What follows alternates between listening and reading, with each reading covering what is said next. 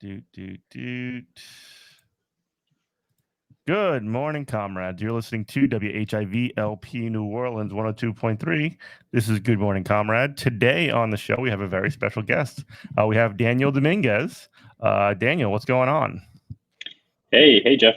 Thanks for having me here. And just to let people know who I am, I'm a socialist. I'm a member of the Democratic Socialists of America in Los Angeles. I'm also I'm an organizer in the healthcare industry, and I also serve on what we call the Democratic Socialist Labor Commission inside of our organization. So that's the national body that really guides DSA's labor organizing and our orientation towards the broader labor movement. Yeah, I want to talk to you about a couple of things, specifically about the DSLC, about the DSA strategy towards labor, sort of generally, and then on a couple of specific issues. So I guess to kind of kick us off, can you just describe what the DSLC is and sort of what is the general sort of approach that DSA takes towards labor? What are some of the things it's working with? Sure. Yeah. So I think the story here starts 2017 at our national convention. I was not yet a member, but I've been able to fill in the details through comrades who were around at the time. So the Democratic Socialist Labor Commission did not exist prior to 2017. It was a mandate through one of the resolutions that passed. And I think that was with a growing DSA that recognized that we needed to do labor organizing at some level. We needed to have a group of people tasked with guiding that work for DSA. So it's been about 3 years, or almost 4 years since that passed. I've been serving on the steering committee for the last year and a half. So I'm almost at the end of my term. So it's a 12-person steering committee, and we represent different regions within DSA. So, for example, I represent the Western region, which is really just like California and Hawaii. But we have comrades who represent the Pacific Northwest, the South, the Northeast, Midwest, and Mountain regions. So it's really to be representative of the diversity across our organization. And also important to note that our steering committee is it's in order to get on the steering committee, you basically either have to be a rank and file union member, or you can also be a staff organizer for a union. And there's a few other requirements that you can meet in order to serve. But so yeah, it's basically 12 people from across the country who were embedded in the labor movement and are dedicated to making sure that DSA has a labor organizing strategy. Now, I can get into it if you want, but basically at the moment, there's competing strategies within DSA about what our labor strategy should be. Yeah, get into it. I mean, like, just tell a couple of different sort of broad strokes of what are some of the ideas around strategy, and then we can get into some of the campaigns that the DSLC is working on. Yeah, great. Yeah, I think that I would divide the debate or the discussion on our strategy into sort of two camps. One of them has gained, or it was popular, I think, when I came into DSA. I remember hearing about it at the time, so people know it. May know it by the rank and file strategy. I think there's various different iterations of it. A lot of this is based on Kim Moody's writings, as far as I know. But in DSA, it takes a bit of a different shape. There's an emphasis on rank and file activity, and in particular, industrializing into key sectors. Some of them being teaching, nursing, and then the logistics sector. So that's in a nutshell. That is one strategy that is advocated for within DSA. Now, the focus of a lot of the very early work of the Democratic Socialist Labor Commission, for sure. Yeah, that's right. So in 2019, the membership passed a few different labor resolutions that were supposed to inform our work. Now, there wasn't really a way to prioritize them, and so in the DSLC, it's been our job to sort of translate that into translate the membership, the will of the membership into actual work.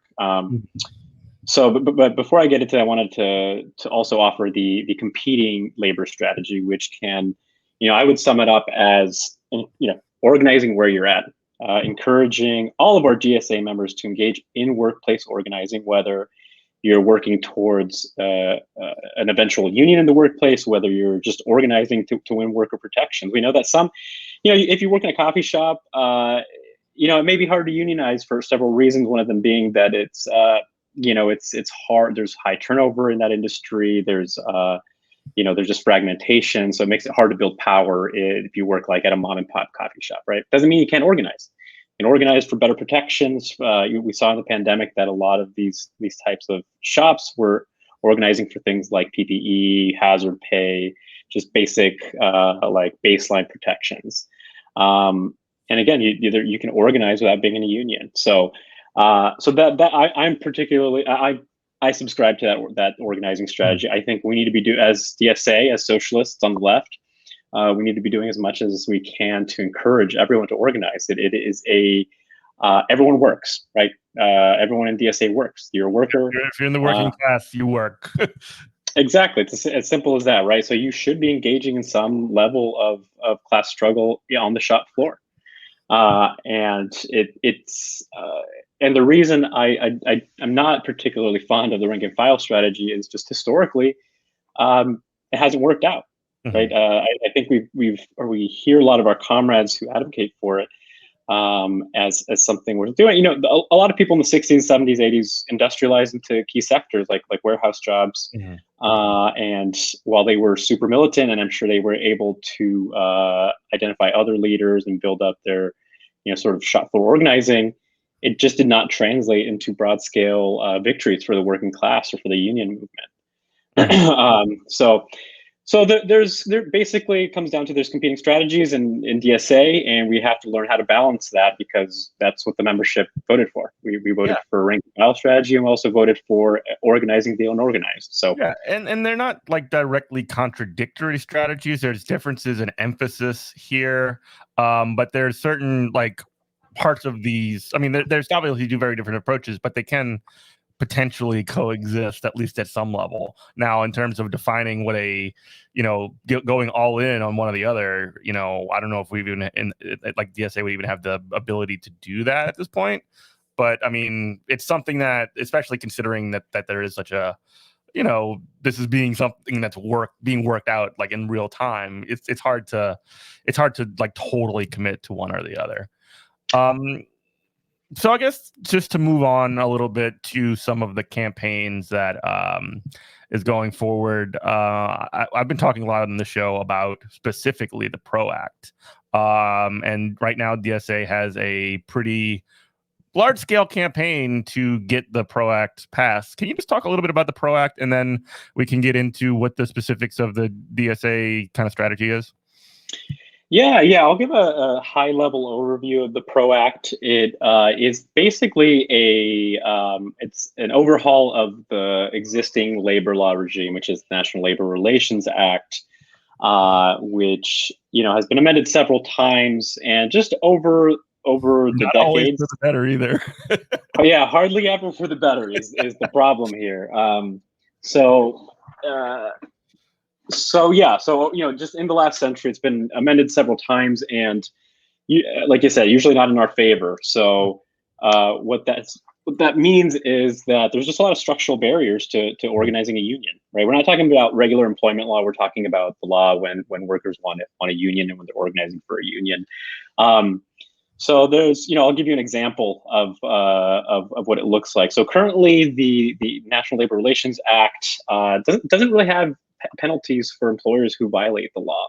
If they're cited enough times as having engaged in unlawful labor practices, what they're asked to do is put up a notice in their break room, right, and letting their employees know that they violated the law. And that's kind of it.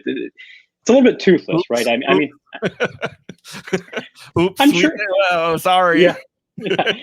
I'm sure it has an effect, just not a significant enough effect so that workers can, overcome their fear and hopelessness around organizing a union.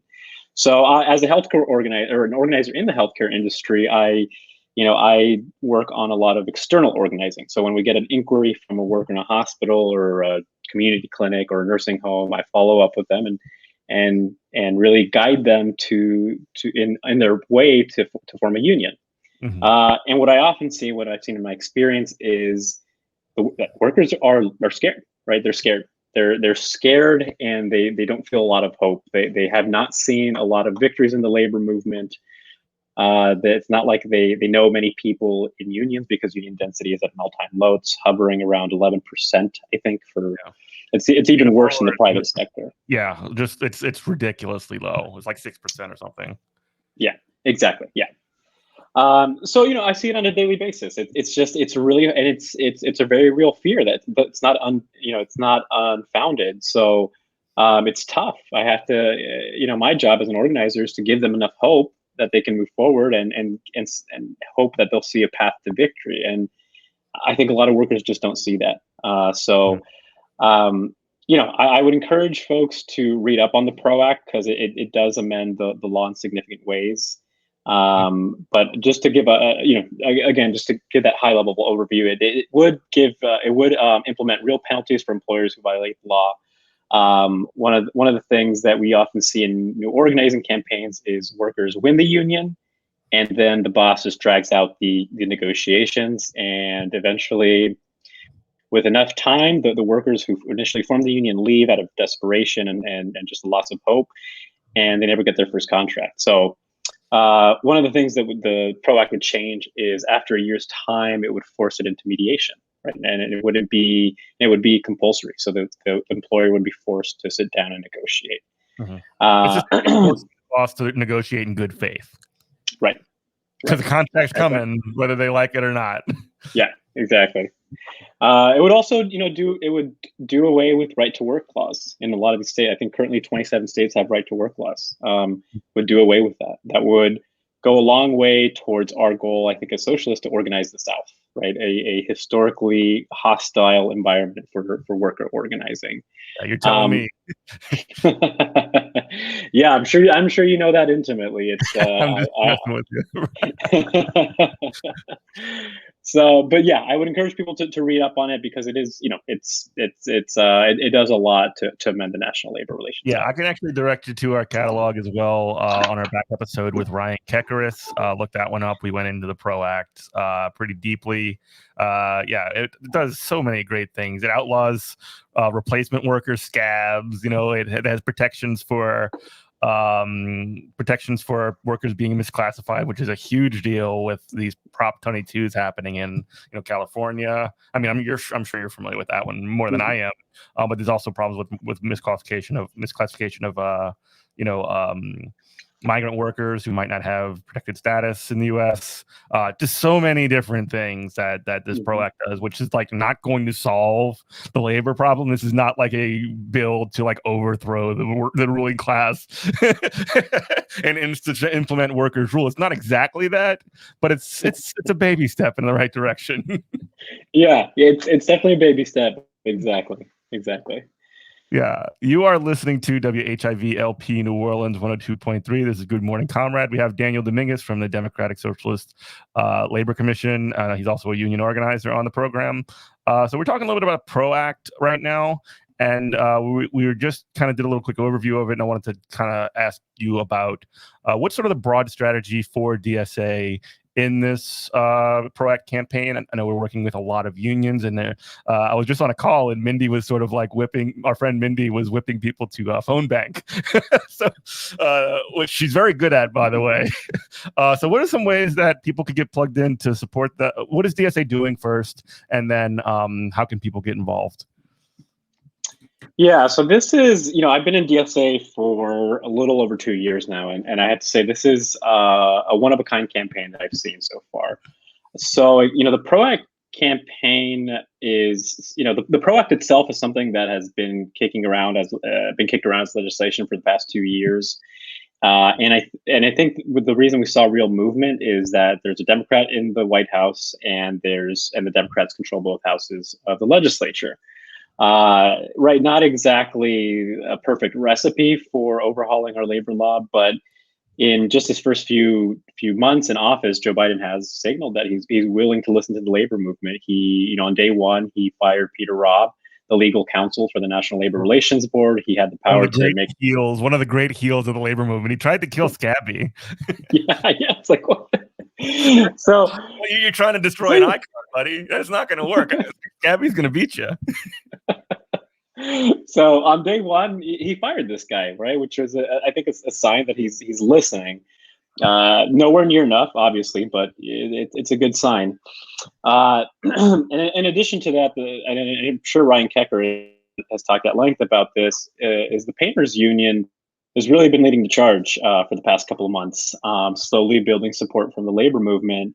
And I think as DSA, as socialists who believe that we need a fighting labor movement to see the changes we want.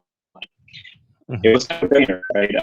We want we see a path to victory, and we want to work on this campaign. So, as a member of the steering committee for the Democratic Socialist Labor Commission, I am part of the campaign steering committee as well. So it's actually a joint campaign that's being led by the Democratic Socialist Labor Commission and the Green New Deal campaign committee. So two very important bodies in our organization. So it's been about 2 months since we adopted the campaign, and since then we've just seen like tremendous energy behind it, and luckily we have just the talent of so many experienced organizers who are able to build out this campaign with a real power analysis, like who are we targeting, why are we targeting them, what are our tactics, how are we using this to mobilize our membership, how are we using this to recruit new members, especially people from the labor movement. So just to give you an idea of what the campaign looks like in its first few days, we had a big launch call in March. We had Sarah Nelson, Jamal Bowman, and Naomi Klein, as well as several comrades from DSA. And so it was just tremendous. We had nearly 1,500 people on the call, which is probably the first time we've had that many people on a national call. And so we've just been building off of that ever since. And this week, we're March 22nd now, we are basically having a week of action. A week of action is to have as many people call voters in key states. Let me explain what I mean by key states. So currently, there's 5 senators there's 5 senators who have not signaled any support for the PRO Act. There's 5 Democrats. Senator Mark Kelly from Arizona. Sorry, you broke up a little bit. Yeah. You broke up a little bit. Thank you. It's okay. You broke up a little bit. Hold on. You there? All right, cool. Yeah. So you were just saying that there were 5 Democratic senators who have not shown support for the PRO Act. Can you go ahead and name them? Yeah. My pleasure. We got Kristen Sinema and Mark Kelly from Arizona, Mark Warner from Virginia, Joe Manchin from West Virginia, and Angus King from Maine. So we're calling voters in those states and encouraging them to call their senators, because they're their constituents, and really putting pressure on them to vote yes on the PRO Act. So that's just this week, and I want to be frank about something, and I think most people know this, right? This probably is not going to pass the Senate without some degree of filibuster reform. And filibuster reform is just been the ire of progressives and socialists, for time immemorial. That it is just again a relic of the Jim Crow era. It doesn't serve any purpose other than to block good legislation that would allow us to build a true workers' movement. So, I think people recognize that. The IUPAT DSA recognizes that, and we're incorporating that into our analysis. But luckily, we've seen some movement in the past couple of weeks. It's a little bit zigzaggy, but that filibuster reform is in the realm of possibility. So that's this week of action. Then we're also, as part of the campaign, we are trying to mobilize as many DSA chapters and members and unionists and people as possible. Like this will not get done. This will not get through the Senate without a mass mobilization of people, right? Like we saw during the New Deal era, and that's based in a strong labor movement. So that's part of our campaign as well. We're making sure that every chapter has a campaign going, If they need help, we're going to have like experienced organizers on hand to give them the coaching they need to get their campaign up and running. We're doing trainings on how to run a campaign. We're giving trainings on so that union members know how to talk to their fellow union members about why they need to be involved in this campaign. Mm-hmm. So it's relational organizing, exactly. Which was something that was pretty big during the Sanders campaign. I was a part of some of that stuff. That was really, I mean, fairly simple, honestly, but it's just maintaining and managing, networks of, who talks to who at your workplace, simple like that, mapping out, mapping that out, and how do you talk to them? What do they respond to? Yeah. I think most people are not well versed in that. It should come natural to us. And I don't think people have flexed that muscle a lot, right? But I think DSA is unique in that some people are getting a little bit more experience in doing so. But we need more people doing that, right? Asking your coworker, join me in this phone bank, come help me plan this day of action.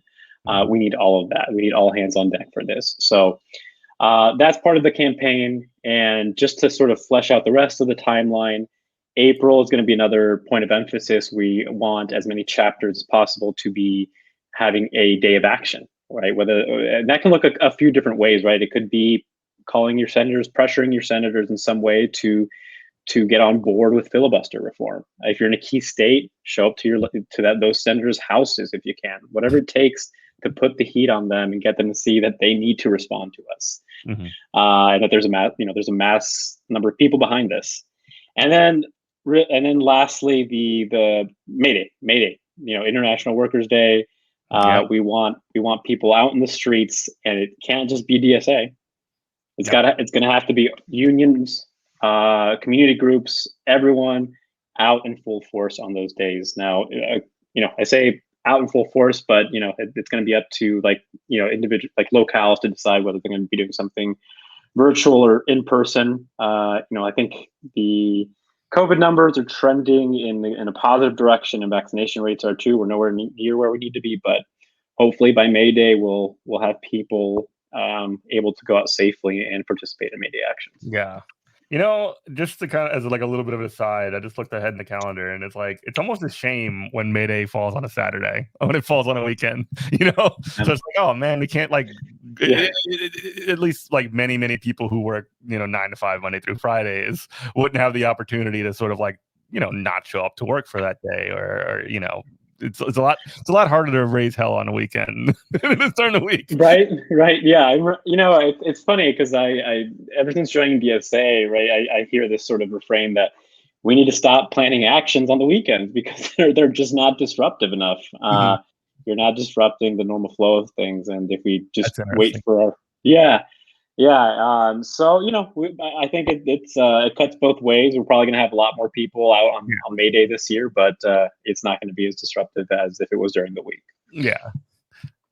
So in order for people to get involved with the DSA campaign for passing the PRO Act, where can people look to? And we can say this again at the end, but where can people look to find that information? Where would you go to sort of support the PRO Act more generally, and then also plug into the DSA program of it?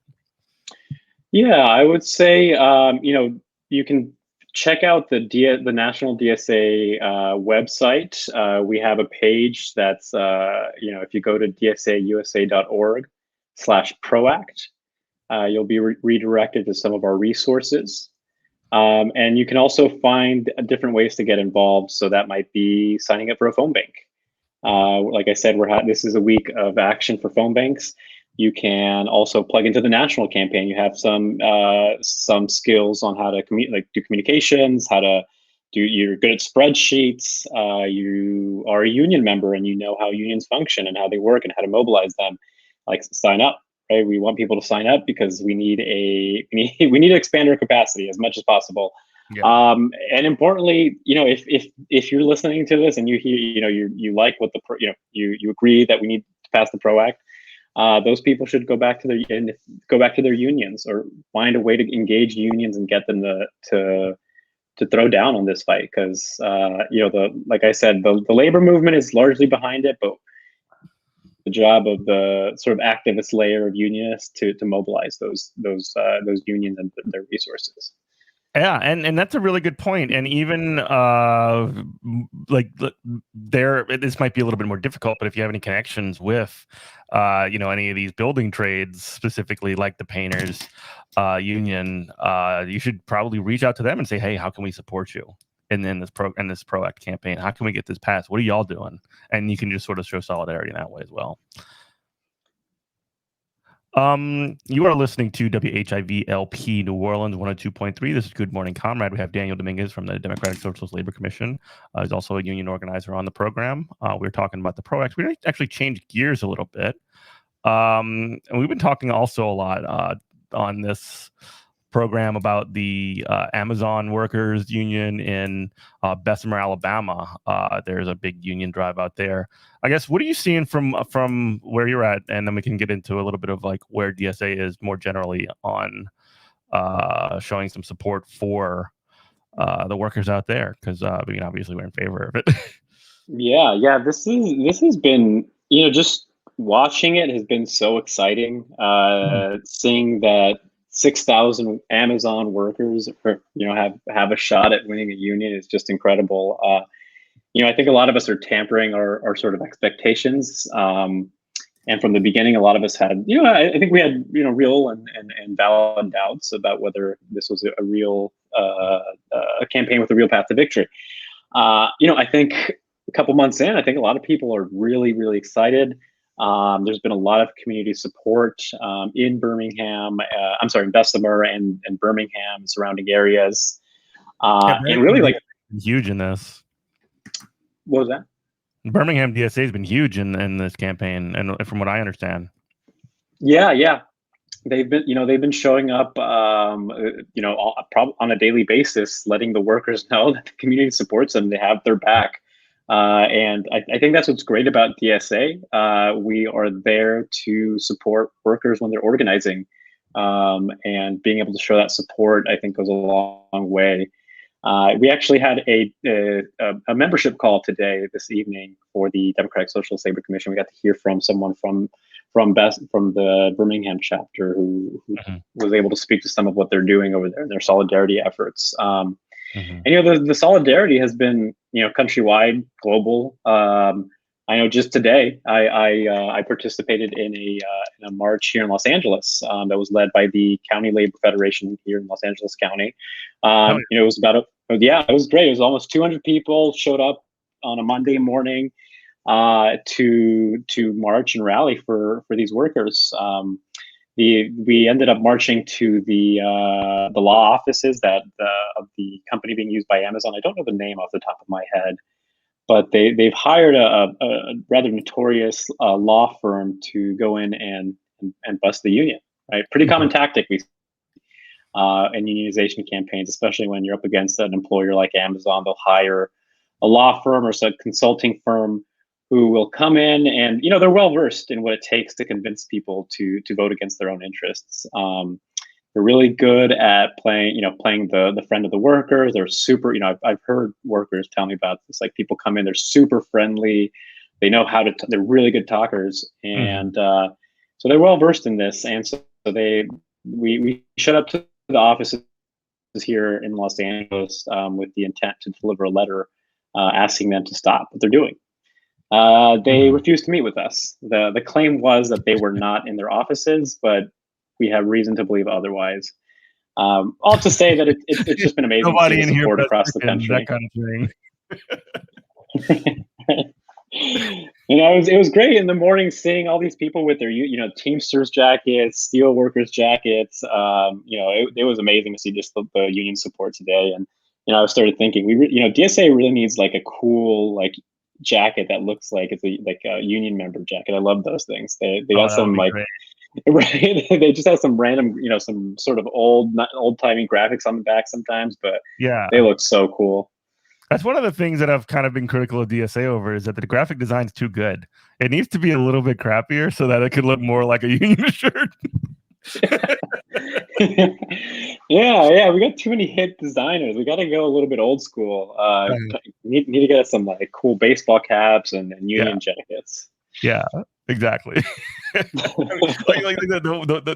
the one jacket that I see him selling, I know we're getting a little bit off, is that like really kind of like swank looking satin jacket from like the 70s. And I'm just like, yeah, that looks cool, but it also looks too cool. Yeah, exactly.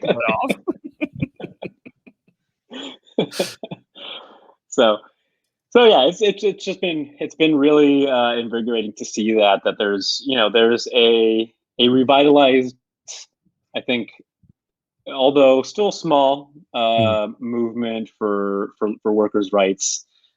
Just the fact that, like I said, there were 200 people out there at 8 o'clock in the morning, ready to march and rally for people across the country. It's inspiring. Yeah, I mean, exactly. And I know we're gonna have Blanca on later on this week, but she drove her little, her car, to, from Arkansas to Alabama, and she went knocking on doors, canvassing with workers. It's amazing stuff, just seeing the solidarity coming like directly from me. And she's Blanca's the best. Yeah, this is your moment of appreciation for Blanca from me. Yeah, she's willing to go anywhere, do whatever it takes to really show that solidarity. I remember her going, I think, to South Carolina during the primaries to canvass for Bernie, and she's at it again, and best of her. So she drove up to Chicago for the teacher strike up there. When I flew up there, she drove from Arkansas. Incredible. Yeah, so it's yeah. Oh, cool. And so I know that DSA has been, like, we've recently released a statement of support for the workers as well. So there's a lot going on in terms of showing support for that program, for that drive. I mean, it would be so meaningful if we can get this, this union to be approved by the workers out there. I mean, the way that I've seen you see articles and you see all these other things about how there's been like hundreds of calls or thousands of calls to unions like retail and wholesale department store workers union, just inquiring, more workers in more locations inquiring about, like, how do we get a union here too? So like it's already kind of gotten that the energy moving on this particular idea. And I mean, a victory would obviously like be a huge shot in the arm to that. Yeah, no, I think this goes back to the PRO Act, right? It's not that workers don't want unions, like that they unions, want a union. Call it like 80% or something, like something crazy high. They're super popular. Yeah, I think that the numbers are like in the 60s, 70s. Like if you had the chance to have a union, like, would you want one? And it's like, yeah, people want one, but we don't see that level of activity because people like it's almost like they implicitly know how difficult it is. Like there's again one of the You're not wrong, and they're not wrong. They're not wrong. Like one of the common themes I hear when I talk to a worker is, am I going to get fired? Yeah, and it's like, you have to balance that. I have. It's like legally you cannot be fired, right? Legally you cannot be fired. Doesn't mean it doesn't happen. So how do you get someone to work through that very real fear of, can I lose my job for organizing? When on paper the truth, it's like, well, there's laws in place to protect you, but in practice, the ruling usually comes down in the favor of the employer because the burden of proof is so high for a worker to prove that they were fired for organizing. So it's not that workers don't know that they need protection. It's just that the workers movement has just been beaten down. We haven't seen major victories in the past couple of years. I mean, there's some, few and far between though. Sometimes you hear of a couple hundred, maybe 1,000 nurses unionizing.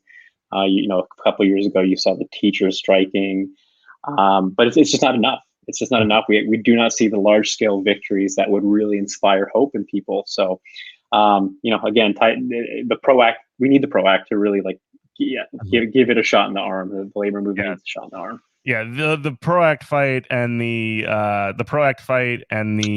Amazon unions fight are like so deeply connected as well for that very well, because like if it does become, if if the PRO Act passes, for example, and this union is approved, then they will be guaranteed a contract as well. It's sort of like it all sort of jives together, and it would also be more opportunities for people in other places to organize a union, because a lot of those, bad policies or bad laws will be rolled back. So yeah, it's just it all flow together. Yeah, I want to be like super big brain about it. I could bring Green New Deal in there, but you go ahead. Yeah, what I was going to say, Amazon. The reason Amazon's putting up such a big fight isn't because like having a contract here is going to like really hurt their bottom line. No, like having in one. Fact, in fact, it costs them money. They're spending like $10,000 a day on these union busting law firms, like you were talking about. I'm sorry, I interrupted you. No, yeah, exactly right. They're willing to spend all this money up front, and it's not not because they don't want to have a contract in this one place. It's because they know if there's a victory here, that will inspire workers in other facilities to also want to unionize. And I think that's their fear here. And they know that if they can crush it here, it's going to be a while before we hear of Amazon workers organizing again. Yeah, they want to make an example. Mm-hmm. Exactly.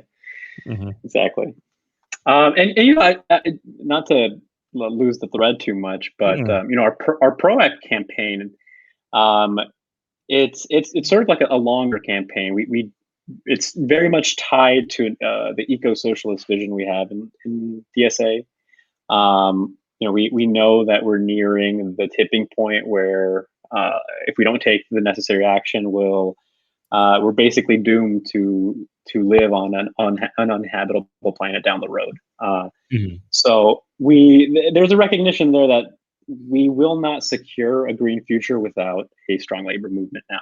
So it's very much, I hate to use this word because it gets overused, but it's an intersectional campaign, right? Like it's a labor movement campaign. It's an environmental campaign, because without hundreds of thousands, millions of new unionized workers, we won't get to something like what we call a Green New Deal. Yeah. And I don't know if you were prepared to talk about this. I know I didn't talk to you about it beforehand, but the Green New Deal, I think about that a lot as well. And I guess to sort of start, like with no PRO Act, there will be no Green New Deal. There will be, it seems to me that these things are all tied, like you were saying earlier, like the freaking filibuster in the Senate, that's a prerequisite to get the PRO Act, and the PRO Act is a prerequisite, from at least in my opinion, to getting the Green New Deal, which is like something that is almost like like it sounds apocalyptic a little bit. It almost sounds a little bit silly that you're talking about it, but like if we don't have a huge scale like reshuffling and reorientation of like how our economy works from from bow to stern, basically, we're basically the damage to the earth is going to be like irreparable to a certain extent. But I wanted to speak specifically about the Green New Deal and their involvement in the PRO Act campaign. One, and that's part of why I think that they're involved with the PRO Act campaign. And then two, I want to talk maybe a little bit about the Green New Deal and how that can be potentially sold almost like primarily as a jobs program, because I think that's but we can get into that in a minute. So I guess talk about the Green New Deal committee, what's been sort of the connections there. Yeah, of course. I don't want to sound all doom and gloom. It's yes, the PRO Act is we consider it like a necessary. I'm very doomed. I'll be quite frank. I'm not an expert on science. But I trust what more knowledgeable people tell me. And so it is hard to not fall into that. Do they still talk about people's humors in science? Is that still science?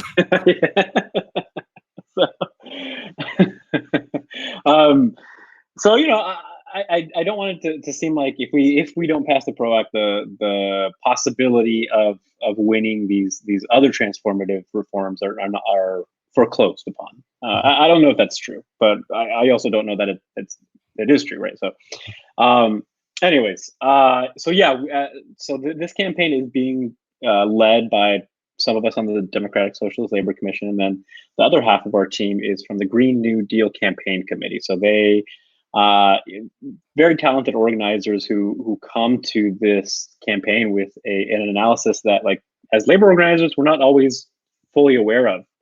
And I will admit also that I'm not well versed in the Green New Deal. I know it's sort of like a body of different policies that have to do with eventually having a green economy here. So some of that would look like transitioning away from fossil fuels, and creating new jobs in non-extractive industries, whether that be in renewable energies or in the care industry, right? Because we know we have an aging population that's going to need caring for. They're going to need people to care for them, and that is a green job.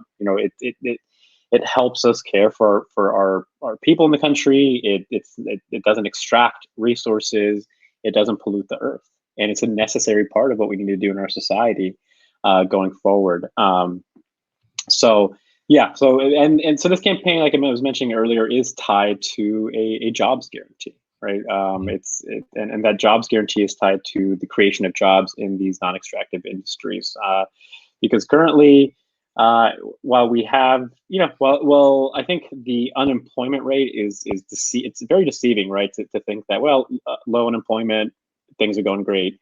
But it doesn't speak to the reality of the work, what workers experience. A lot of us are finding ourselves in jobs that are in precarious circumstances, precarious situation, where we see a lot of this in the gig economy.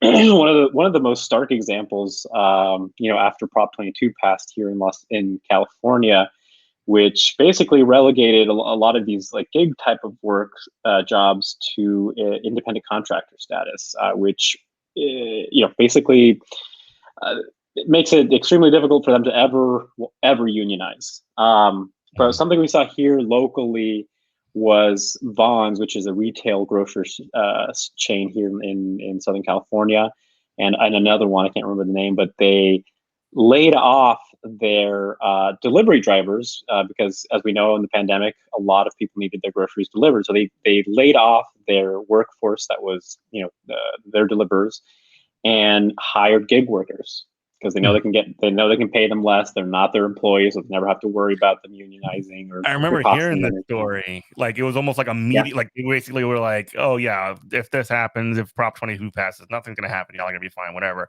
And then immediately they just fire everybody and just start contracting with like, not DoorDash. What's the one where they go in the stores and do the shopping? Yeah. Like I'm completely blanking. So many apps and leads and all these things. I can't remember. Yeah. So that's what a lot of workers find themselves in these situations. I myself, I've done Lyft driving before. That was when I was in college. And I had a full-time job that paid a decent wage for Los Angeles. It wasn't great. It didn't allow me to live in comfort. I still was renting a room and all that. But in order to supplement my income, I started doing Lyft. And it's a job, right? You're not an independent contractor. You don't have any freedom by any means. So people really need to stop believing that propaganda. Like, you are beholden to Lyft or Uber or whoever, and they are your employer. Like, I think a lot of more, smarter people than me have really been able to elaborate that Lyft and Uber and all these companies are really just mystifying what they do, right? Through their app. Like, they're not doing something innovative or new. Like, you're just further alienating do and putting the burden on them. That's all that, like, the sort of like the cost of maintaining your car. If you get into an accident while you're out, any number of things, like the burden is shifted over to the driver. So it's really something that I think we're going to be seeing more of. I mean, we already are. I know in the initial days of the PRO Act campaign, we saw a flurry of I'm saying this in quotes, independent contractors coming out against the PRO Act because they. Oh my gosh. Yeah. You've seen the tweets, Jeff. The freelancers are at it again. Just like completely unhinged, completely fabricated lies about the PRO Act that they claimed would change their employment status. And it just really speaks to like their lack of understanding of the PRO Act, because the PRO Act does not affect like employee relationship, like what the employee's relationship is with their employer. It just amends the National Labor Relations Act, which has the purview of that is labor organizing, union organizing. So, anyways, to circle back, yeah, we're it's just a trend I think we're going to continue to see with this push to independent contractor status. That all it does is shift the burden away from the company, from the employer onto the employee. And again, just to bring it back full circle, is why we, as socialists, as part of this campaign, we have a long-term vision of a federal jobs guarantee, right? A jobs guarantee that would give everyone a decent standard of living, right? Not just a baseline of $15 an hour minimum wage is a necessary fight that we need to have. I'm not saying we shouldn't focus on that, but even I think most people recognize that $15 an hour is still barely livable, if it is livable. Like in Los Angeles, it would not. Like $15 an hour, you just cannot survive on $15 an hour anymore. Yeah. Yeah. It's I mean, I don't want to like relive the like first couple of weeks of the Biden administration and all the like drama surrounding their failure or unwillingness to fight around the $15 an hour thing. But I'm still pretty ticked off about that one. Slay Queen, woo, Kirsten Sinema with the big old like thumbs down while trying to get Mitch McConnell's attention. Hey, Mitch, check it out. Oh my God, it was so pathetic. Yeah, no, it's more form of life on this earth than a U.S. senator. Yeah. What are things like in your union currently, Jeff? So as of right now, I'm a teacher, right? So real quick before I get to that, I need to do station ID one more time. You listen to WHIVLP New Orleans 102.3. This is Good Morning Comrade. We have Daniel Dominguez, who's a union organizer and a member of the Democratic Socialist Labor Commission of DSA, Democratic Socialist America. So you just asked me what things are like in my union. I tell you what, we have been back in school because I'm a teacher. For folks who might not listen or might be the first time listening, I'm a teacher. And we have been back in school, like literally in person in school since September. Like for the most part, there were like these programs where, some of the kids would be virtual and, some of them would be in person. And essentially the teachers would have to teach both at the same time. And this is something that like I've been on leave myself for the past since September because I have family members that really can't. They have immune problems and asthma, and so they can't get COVID, like very close family members that I would, see every day. But I've been definitely keeping in touch and been sort of a part of the, organizing process with a lot of that stuff. We have a group right now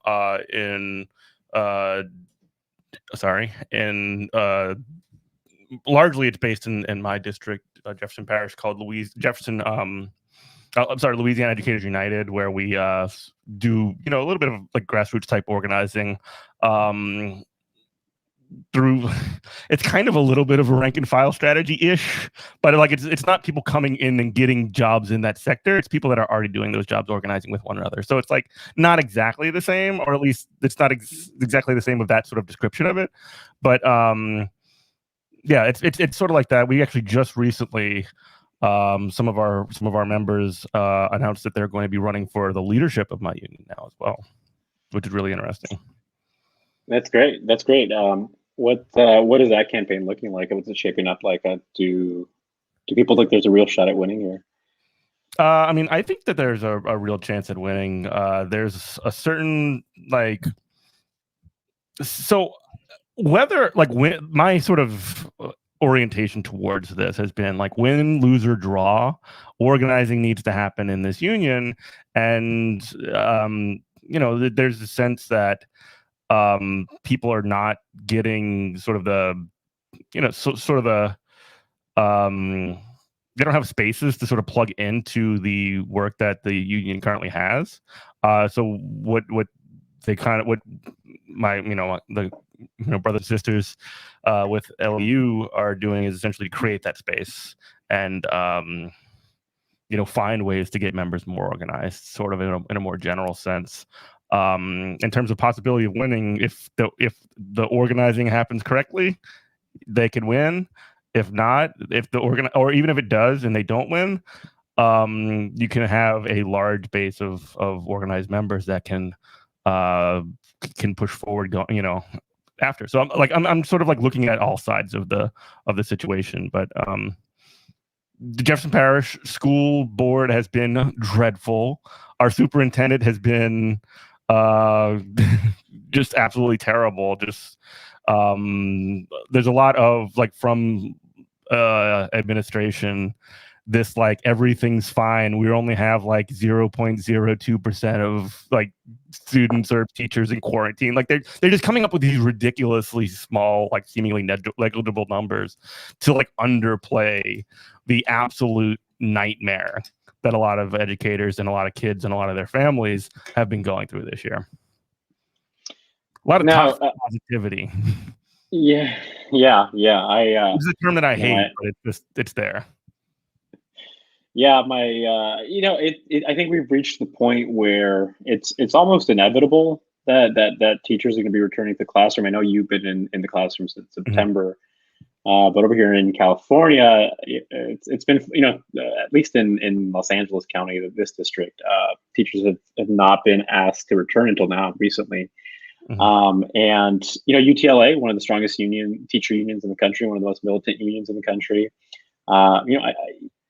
I think they put up a fight as long as they could, but they signed an agreement to go back to school with the safety measures that they asked for, that they demanded. So that's good, but overall it does seem like there's just not the support there to keep kids out of school, right? And what I mean by keep kids out of school, right, just learning from home.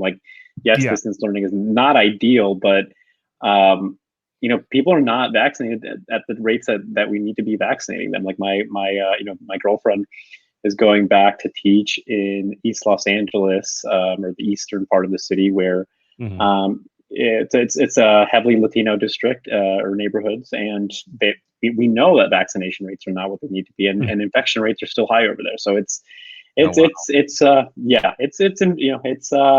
frustrating to have to deal with sort of the misinformation coming from people who are pushing back on, or who are pushing teachers to get back into the classroom. So it's I just hope we don't see a wave of more teacher deaths, because I recently heard there's been hundreds of teachers since the pandemic.